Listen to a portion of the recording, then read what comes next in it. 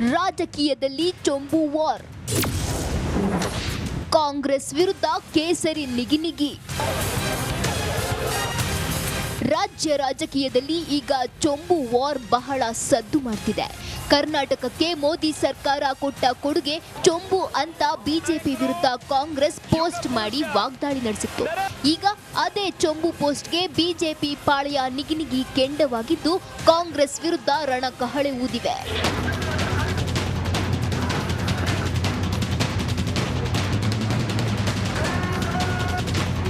ಕಾಂಗ್ರೆಸ್ ಸರ್ಕಾರ ಜಾಹೀರಾತಿನಿಂದ ಮನವೊಲಿಸುವ ಭ್ರಮೆಯಲ್ಲಿದೆ.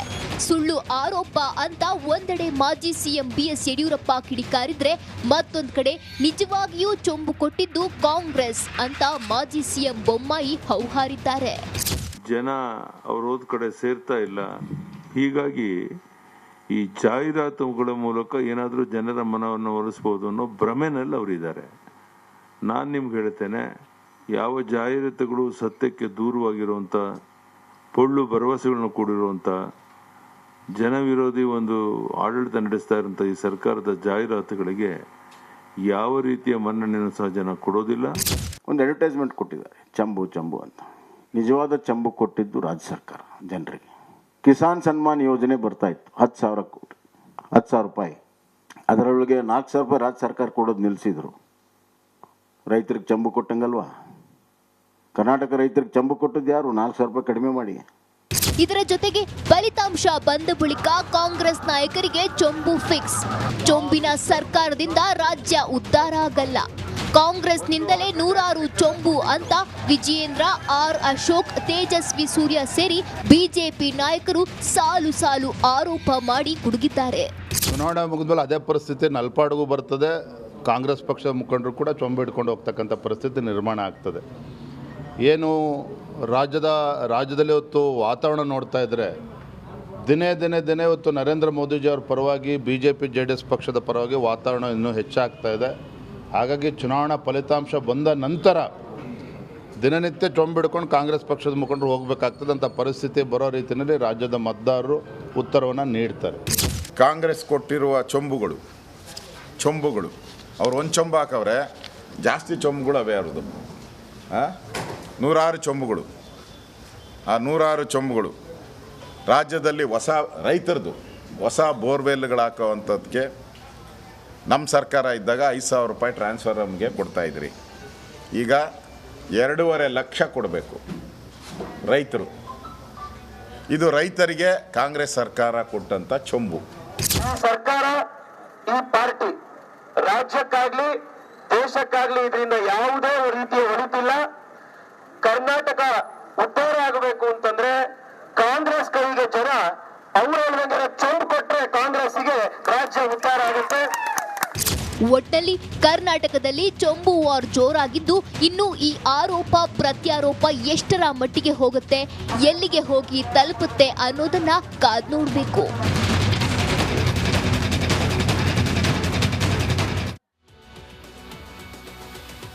ಮತ್ತೊಂದು ಕಡೆ ರಾಜ್ಯದಲ್ಲಿ ರಾಜಕೀಯ ಕೆಸರೆರಚಾಟದ ಮಧ್ಯೆ ಯಾವ ಪಕ್ಷಕ್ಕೆ ಎಷ್ಟು ಸ್ಥಾನ ಸಿಗುತ್ತೆ ಅನ್ನೋದ್ರ ಬಗ್ಗೆ ರಿಪಬ್ಲಿಕ್ ಕನ್ನಡ ರಿಯಾಲಿಟಿ ಚೆಕ್ ನಡೆಸಿದೆ.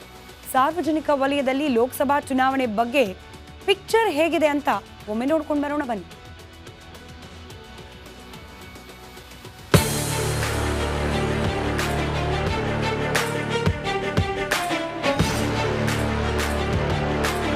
ನಮಸ್ಕಾರ ವೀಕ್ಷಕರೇ, ನಾನು ಜಯಪ್ರಕಾಶ್ ಶೆಟ್ಟಿ, ಬೆಂಗಳೂರಿನ ಕೆಂಪೇಗೌಡ ಬಸ್ ನಿಲ್ದಾಣದ ಮುಂಭಾಗದಲ್ಲಿದ್ದೀನಿ. ಬಹಳ ಮುಖ್ಯವಾಗಿ ಈ ಬಾರಿ BJP ಹೇಳ್ತಾ ಇದೆ, ನರೇಂದ್ರ ಮೋದಿ ಅವರು ಹೇಳ್ತಾ ಇದ್ದಾರೆ, ಅಬ್ ಕಿ ಬಾರ್ 400 ಪಾರ್. ಈ ಬಾರಿ 400 ಕ್ಷೇತ್ರಗಳನ್ನು ಗೆಲ್ತೀವಿ ಅನ್ನುವಂಥ ವಿಚಾರ. ಕಳೆದ ಬಾರಿ 303 ಸ್ಥಾನಗಳನ್ನು BJP ಗಳಿಸ್ಕೊಂಡಿತ್ತು, ಕಾಂಗ್ರೆಸ್ 52 ಸ್ಥಾನಗಳನ್ನು ಗಳಿಸ್ಕೊಂಡಿತ್ತು. ಈ ಬಾರಿ ಹಾಗಿದ್ರೆ 370 BJP ಟಾರ್ಗೆಟ್, NDA 400 ಆಗುತ್ತೆ. ಸಾಧ್ಯ ಇದೆಯಾ? ಯಾವ ಕಾರಣಕ್ಕಾಗಿ, ಹೇಗೆ, ಇದರ ಬಗ್ಗೆ ಜನರ ಹತ್ರ ಕೇಳೋದಿದ್ರೆ ಏನು ಹೇಳ್ತಾರೆ ಕೇಳೋಣ ಬನ್ನಿ. 400 ಪಾರ್ ಅಂತ ನರೇಂದ್ರ ಮೋದಿ ಅವರು ಹೇಳ್ತಾ ಇದ್ದಾರೆ. ಸಾಧ್ಯ ಇದೆಯಾ 400 ಬರೋದಕ್ಕೆ? BJP ಬರೋಕ್ಕಿಲ್ಲ, ಅದು BJP ಗೌರ್ಮೆಂಟ್ ಬರಲಿಕ್ಕೆ ಸಾಧ್ಯ ಐತಿ. ಎಷ್ಟು ಬರ್ಬೋದು? 300. 400 ಪಾರ್ ಅಂತ ಹೇಳ್ತಾ ಇದ್ದಾರೆ BJP. ಹಂಗೆ ಬರೋಕ್ಕೆ ಸಾಧ್ಯ ಇದೆಯಾ? ಕ್ಯಾಂಪೇನ್ ನಡೀತಾ ಇದೆ, ಒಂದು ಸ್ವಲ್ಪ ಒಂದು 10. ಆದರೆ ಎಷ್ಟು? ಕಳೆದ ಬಾರಿ 303 BJP, 53 ಕಾಂಗ್ರೆಸ್. ಈ ಬಾರಿ ಎಷ್ಟು BJP, ಕಾಂಗ್ರೆಸ್ ಎಷ್ಟು? 370 ದಾಟುತ್ತೆ. 370 ದಾಟುತ್ತೆ. 28 ಕರ್ನಾಟಕದಲ್ಲಿ 28 ಲೋಕಸಭಾ ಕ್ಷೇತ್ರಗಳಲ್ಲಿ BJP JDS ಎಷ್ಟು, ಕಾಂಗ್ರೆಸ್ ಎಷ್ಟು? BJPಗೆ ಅರ್ಧ ಬರುತ್ತೆ. ಅರ್ಧ 15, 14. ಉಳಿದದ್ದು 28ಅಲ್ಲಿ ಉಳಿದಿದ್ದು ಕಾಂಗ್ರೆಸ್ ಎಷ್ಟು ಬರ್ಬೋದು? ಕಳೆದ ಬಾರಿ ಒಂದೇ ಬಂದಿದ್ದು ಇದರ ಲೋಕಸಭೆಯಲ್ಲಿ. ಈ ಸರಿ ಸ್ವಲ್ಪ ಈ ಫ್ರೀ ಬೀಸ್ ಕೊಟ್ಟಿರೋದ್ರಿಂದ ಸ್ವಲ್ಪ ಜಾಸ್ತಿ ಬರುತ್ತೆ. ಎಷ್ಟು ಅಂತ ಹೇಳೋಕ್ಕಾಗಲ್ಲ. ಓಕೆ. BJP ಎಷ್ಟು ಬರ್ಬೋದು ಕೇಂದ್ರದಲ್ಲಿ? ಎಷ್ಟು ಸೀಟು? BJP ಒಂದು 17ರಿಂದ 18 ಸೀಟ್ ಬರ್ಬೋದು ಕರ್ನಾಟಕದಲ್ಲಿ. ಕಾಂಗ್ರೆಸ್ಸು ಒಂದು 6ರಿಂದ 7 ಸೀಟ್ ಬರ್ಬೋದು. ಈಗ ನರೇಂದ್ರ ಮೋದಿ ಅವರು ಹೇಳ್ತಾ ಇದ್ದಾರೆ ಕೇಂದ್ರದಲ್ಲಿ ಈ ಬಾರಿ 400 ಬರ್ತೀವಿ ನಾವು ಅಂತ. 370ರಿಂದ 400 ಸಾಧ್ಯ ಇದೆ? ಎಷ್ಟು ಬರಲಿಕ್ಕೆ ಸಾಧ್ಯ ಇದೆ. ಕಳೆದ ಬಾರಿ 303 ಬಂದಿದ್ರು. ಈ ಸತಿ ಬರ್ತಾರೆ ಒಂದು 370, 380 ಬರ್ತಾರೆ. ಕೇಂದ್ರದಲ್ಲಿ ಎಷ್ಟು ಬರ್ಬೋದು BJP, ಕಾಂಗ್ರೆಸ್ ಎಷ್ಟು ಬರ್ಬೋದು? BJP ಜಾಸ್ತಿ ಬರುತ್ತೆ. ಅವ್ರು 370 ಅಂತ ಹೇಳ್ತಾ ಇರ್ತಾರೆ. ಅಷ್ಟು ಬರುತ್ತಾ? ಇನ್ನೂ ಜಾಸ್ತಿನೇ ಬರುತ್ತೆ. ಕಾಂಗ್ರೆಸ್ ಎಷ್ಟು ಬರ್ಬೋದು?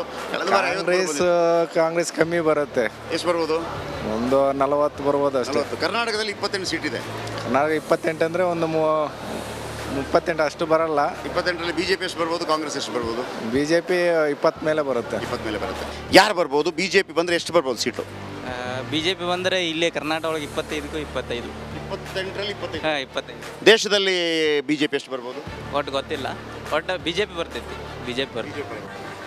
BJP ಸರ್ ಸುಮಾರು ಒಂದು 80% ಬರ್ಬೋದು ಸರ್. 80%. ನಿಯರ್ಲಿ 20ಗಿಂತ ಮೇಲೆ. ಕೇಂದ್ರದಲ್ಲಿ ಈ ಬಾರಿ ಯಾರು ಪ್ರಧಾನಿ ಆಗ್ತಾರೆ? Rahul ಗಾಂಧಿನ, Narendra ಮೋದಿನ?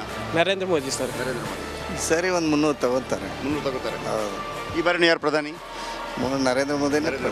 Sir BJP JDS ಒಂದು 10 ಬರ್ಬೋದು, ಕಾಂಗ್ರೆಸ್ ಒಂದು 18 ಬರ್ಬೋದು ಸರ್. ಹೌದು ಸರ್. ಓಕೆ. 400 ಅಂತ ಅವ್ರು ಹೇಳ್ತಿದ್ದಾರೆ. 400 ಬರುತ್ತಾ ಸರ್? 400 500+ ಬರುತ್ತೆ. 500+ ಮೋದಿ ಅವರು ವಿನ್ ಆಗ್ತಾರೆ. ಕ್ಯಾಮರಾ ಪರ್ಸನ್ ಮಹೇಂದ್ರ ಅವ್ರ ಜೊತೆ ಜಯಪ್ರಕಾಶ್ ಶೆಟ್ಟಿ, ರಿಪಬ್ಲಿಕ್ ಟಿವಿಗಾಗಿ ನಮಸ್ತೆ.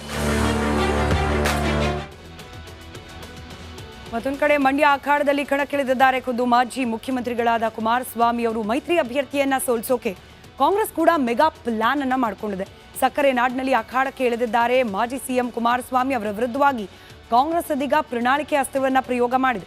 ಮಂಡ್ಯ ಕ್ಷೇತ್ರಕ್ಕಾಗಿ ಕಾಂಗ್ರೆಸ್ ಪ್ರತ್ಯೇಕ ಪ್ರಣಾಳಿಕೆಯನ್ನ ಸಿದ್ಧಪಡಿಸಿದೆ. ಇದನ್ನ ಖುದ್ದು ರಾಜ್ಯ ಕಾಂಗ್ರೆಸ್ ಉಸ್ತುವಾರಿ ರಣದೀಪ್ ಸಿಂಗ್ ಸುರ್ಜೇವಾಲಾ ರಿಲೀಸ್ ಮಾಡಿದ್ದಾರೆ. ನಮ್ಮ ಕ್ಷೇತ್ರ ನಮ್ಮ ಗ್ಯಾರಂಟಿ ಹೆಸರಲ್ಲಿ ಪ್ರಣಾಳಿಕೆಯನ್ನ ರಿಲೀಸ್ ಮಾಡಿ ಕುಮಾರಸ್ವಾಮಿ ಅವರ ಓಟಕ್ಕೆ ಬ್ರೇಕ್ ಹಾಕೋ ಪ್ರಯತ್ನವನ್ನ ಕಾಂಗ್ರೆಸ್ ಪಾಳೆಯ ಮಾಡ್ತಾ ಇದೆ. ಹಾಗಾದ್ರೆ ಯಾವ ರೀತಿ ಇದೆ ಕುಮಾರಸ್ವಾಮಿ ಅವರ ವಿರುದ್ಧವಾದ ಪ್ರಣಾಳಿಕೆಯ ಅಸ್ತ್ರ? ಗಮನಿಸ್ತಾ ಹೋಗೋಣ. ಮಂಡ್ಯ ಲೋಕಸಭಾ ವ್ಯಾಪ್ತಿಯಲ್ಲಿ 8 ವಿಧಾನಸಭಾ ಕ್ಷೇತ್ರಗಳು ಬರುತ್ತೆ. ಕಾಂಗ್ರೆಸ್ ಪ್ರಣಾಳಿಕೆಯಲ್ಲಿ ಪ್ರತಿ ವಿಧಾನಸಭಾ ಕ್ಷೇತ್ರಕ್ಕೆ ಆದ್ಯತೆಯನ್ನ ನೀಡಲಾಗಿದೆ.